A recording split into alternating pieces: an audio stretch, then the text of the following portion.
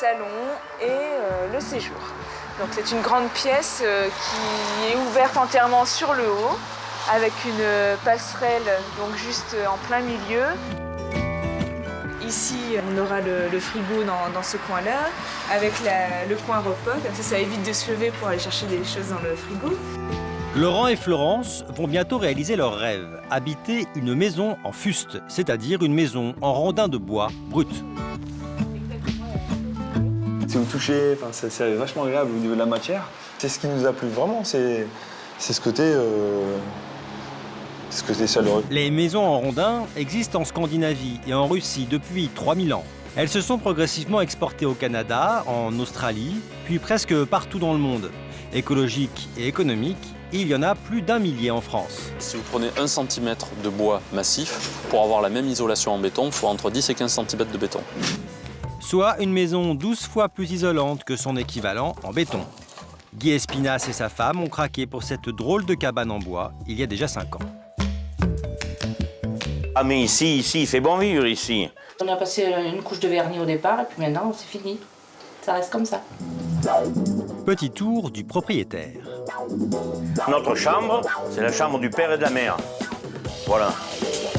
Ici, la salle de bain, une cabine de douche, ça ne risque absolument rien. Et la plus belle pièce de bois de tout le chalet, c'est celle-ci. Ça, c'est la nature, et la nature fait bien les choses. Hein. C'est magnifique. Pas de papier peint ni de peinture, le bois est roi jusque dans les toilettes. J'ai conservé un mât avec un nœud que j'ai fixé pour faire le porte-papier. Pour Guy, pas de doute, le bonheur est dans le rondin. Tout le monde qui peut en faire un chalet, il faut le faire parce que vous économisez de tout.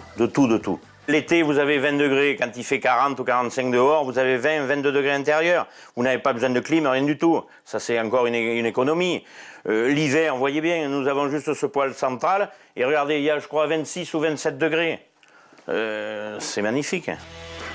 Sur toute la maison, il n'y a pas une pointe, pas un vis, il n'y a aucun métaux. Hein.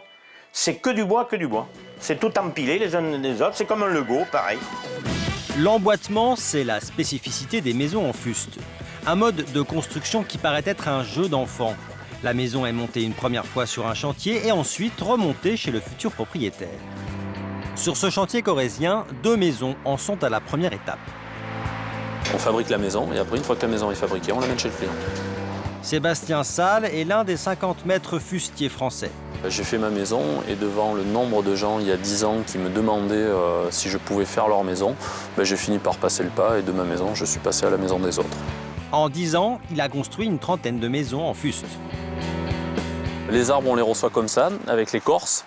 Une fois qu'on les a ici, on passe de l'autre côté, on les écorce, on les lave. Et une fois qu'ils sont écorcés et lavés, on les entaille comme on le voit en face. Sur son chantier, une petite maison de 70 mètres carrés et une beaucoup plus grande de 200 mètres carrés. Les rondins qui les composent sont choisis et taillés avec soin. Pour répondre à la demande, Sébastien a dû embaucher 7 personnes. Tout est fait artisanalement. On taille le rondin pour pouvoir l'encastrer sur les autres rondins en fait. Donc on a tracé d'abord l'empreinte du rondin d'en dessous. Et là on est en train de tailler pour pouvoir les adapter. Grâce à cette technique d'emboîtement, ni clous ni vis ne sont nécessaires. Vous avez vraiment un mur qui n'est fait que de bois et de laine de mouton. La laine de mouton sera placée entre les rondins pour parfaire l'isolation du bois. Le pin Douglas, issu des forêts locales, est idéal, même à l'état brut.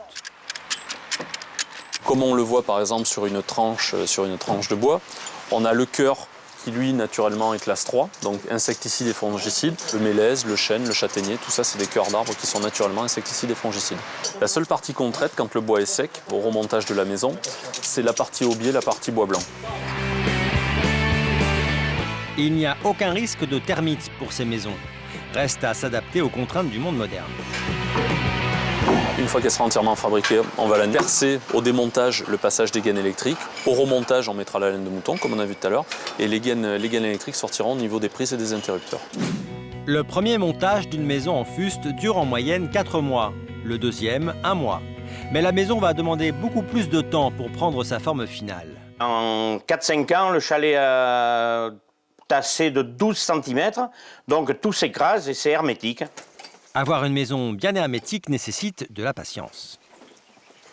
Maintenant, elle a dû finir de tasser, je vais pouvoir commencer à mettre mes volets. Parce que jusqu'à présent, je ne pouvais pas. Et il y avait au moins 10 cm, 12 cm de dégagement. Et là, on arrivera. C'est pour ça que je ne peux pas mettre mes volets. Ou je ne peux pas fixer mon balcon après mes fustes, tant qu'il n'a pas fini de tasser. Sinon, tout s'écraserait. Une maison qui n'en finit pas de bouger, cela pourrait en effrayer plus d'un. Oh, mais maintenant, non, on ne changerait pas. Non, on ne changerait pas, non. Ah non, non. C'est trop... Il y fait bon vivre, il n'y a pas d'autre mot. Cette qualité de vie, Laurent et Florence en rêvaient depuis longtemps. Oui, on avait un peu le même centre d'intérêt pour la maison en bois. Et puis, on s'est regardé dans le blanc des yeux, on s'est dit, ça y est, c'est notre projet, on va se lancer dedans. Mais implanter des rondins dans le Nord-Pas-de-Calais, là où la brique est reine, cela n'a pas été simple. Les gens, en fait, pour l'instant, c'est assez confus. Tu as une maison en rondin, sur Vimy, c'est bizarre, alors que c'est une région assez... avec des constructions en briques. On reste trop briques, parpaing. Pour pouvoir construire son chalet du Nord, le couple a donc fait une concession, de la tuile rouge à la place d'un toit en ardoise. Sébastien facture entre 600 et 800 € le mètre carré pour la charpente et les murs. Rang par rang, on remonte la maison en mettant la laine de mouton dans les rondins.